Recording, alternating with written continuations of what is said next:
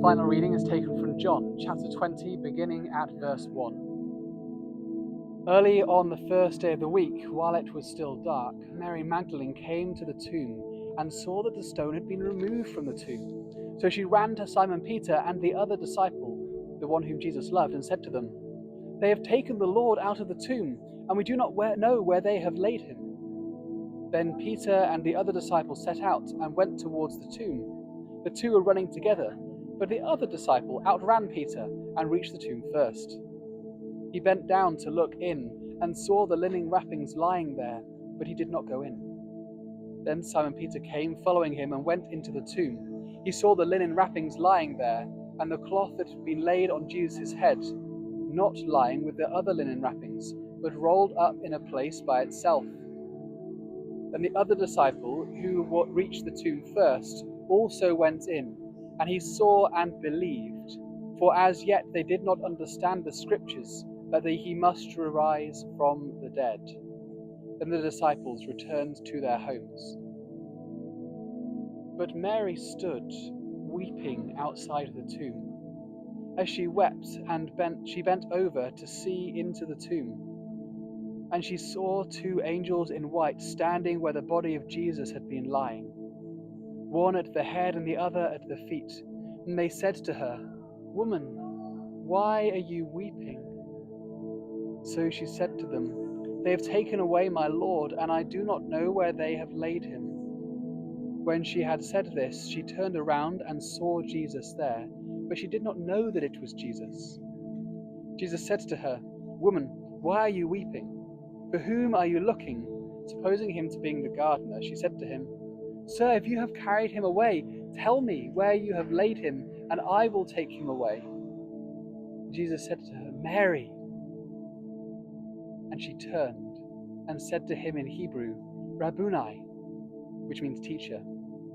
Jesus said to her, "Do not hold on to me, because I have not yet ascended to the Father.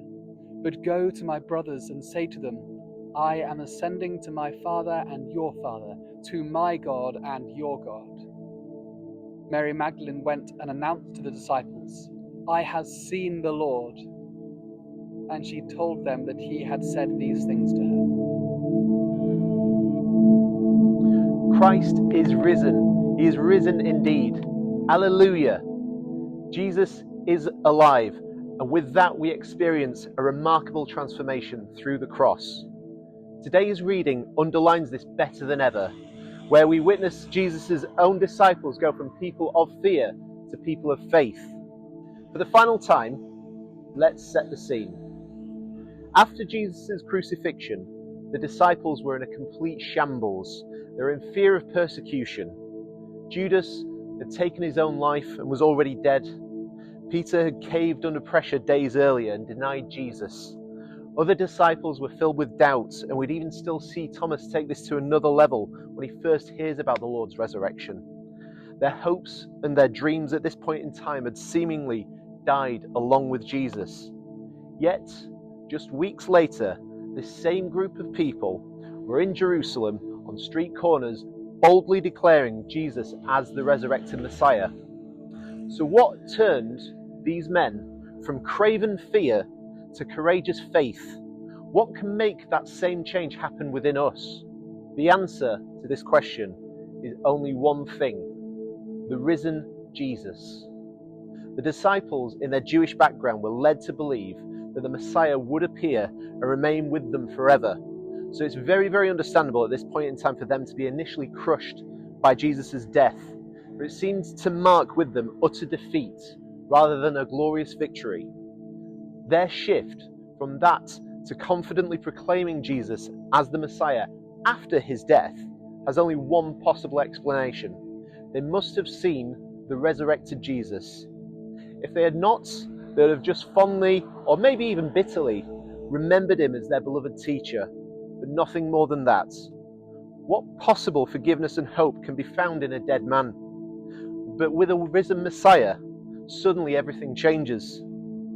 That is the basis of our faith, and that is the reason for our own spiritual transformation. The resurrection changes everything. We've got to consider the facts that surround Jesus' return from the dead, but we must also consider the glorious good news that it offers us. Without the death and the resurrection of Jesus, Christianity is worthless. But since Jesus has indeed risen and is indeed reigning, we find forgiveness that can be found in no other. In him there is hope like there is no other. Have you in your faith seen the Lord risen and reigning? Then you will, like Mary and like the disciples, see your doubt-filled fear turn into trusting faith as you boldly proclaim this hope to your own heart and to the world. Thank you so much for journeying with us through this devotional series. I want to leave you with these final thoughts and questions as you celebrate this Easter day. How is God calling you to think differently? What is God calling you to do differently as you go about your day to day?